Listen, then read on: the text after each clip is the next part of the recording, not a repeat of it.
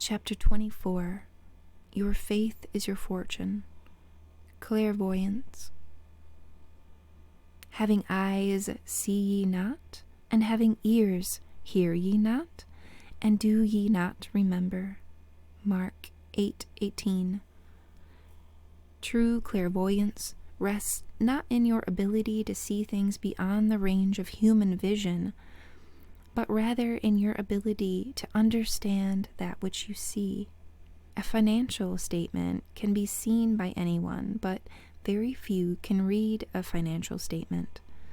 The capacity to interpret the statement is the mark of clear seeing or clairvoyance.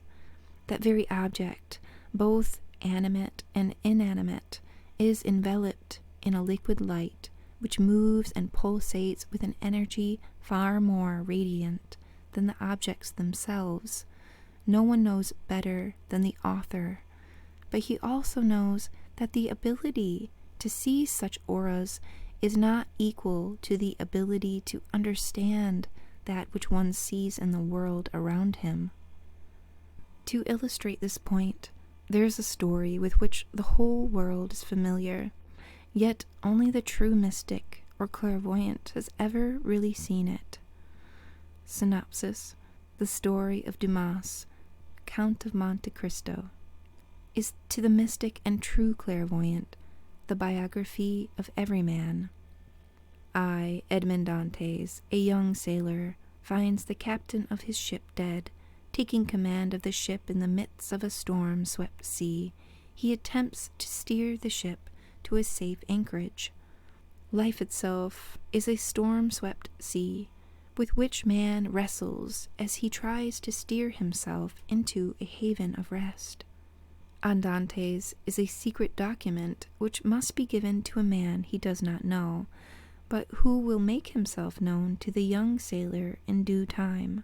This document is a plan to set the Emperor Napoleon free from his prison on the Isle of Elba. Within every man is the secret plan that will set free the mighty emperor within himself. As Dante reaches port, 3 men, who by their flattery and praise have succeeded in worming their way into the good graces of the present king, fearing any change that would alter their positions in the government, have the young mariner arrested and committed to the catacombs.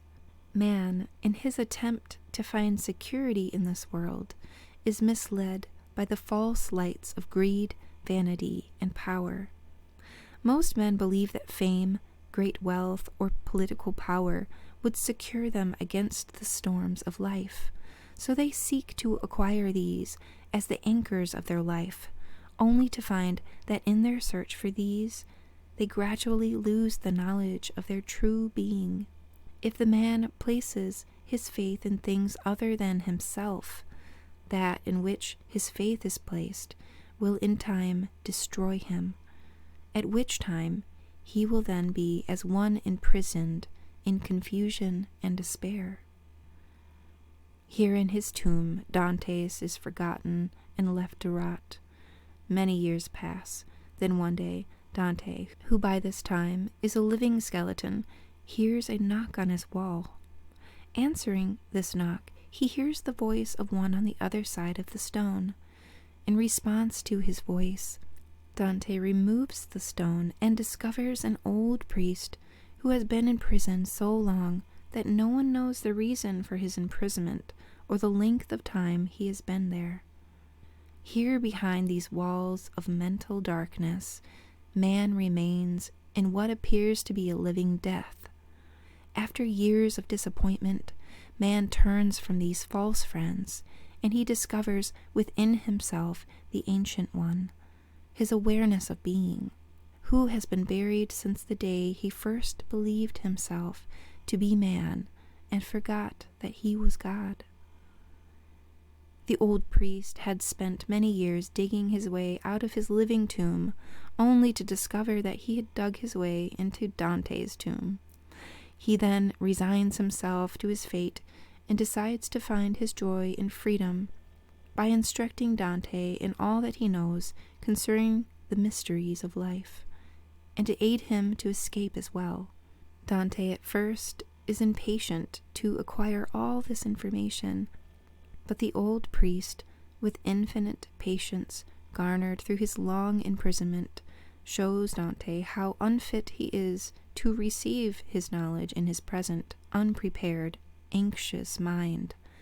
So, with philosophic calm, he slowly reveals to the young man the mysteries of life and time. This revelation is so wonderful that when man first hears it, he wants to acquire it all at once, but he finds that after numberless years spent in the belief of being man, he has so completely forgotten his true identity that he is now incapable of absorbing all his memory all at once. He also discovers that he can do so only in proportion to his letting go of all human values and opinions. As Dante ripens under the old priest's instructions, the old man finds himself living more and more in the consciousness of Dante. Finally, he imparts his last bit of wisdom to Dante, making him competent to handle positions of trust. He then tells him of an inexhaustible treasure buried on the Isle of Monte Cristo.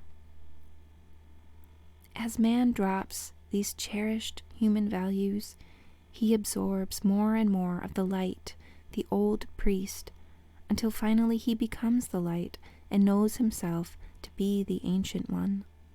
I am the light of the world. At this revelation, the walls of the catacomb which separated them from the ocean above cave in, crushing the old man to death. The guards, discovering the accident, sew the old priest's body into a sack and prepare to cast it out to sea. As they leave to get a stretcher, Dante removes the body of the old priest and sews himself into the bag. The guards, unaware of this change of bodies and believing him to be the old man, throw Dante into the water.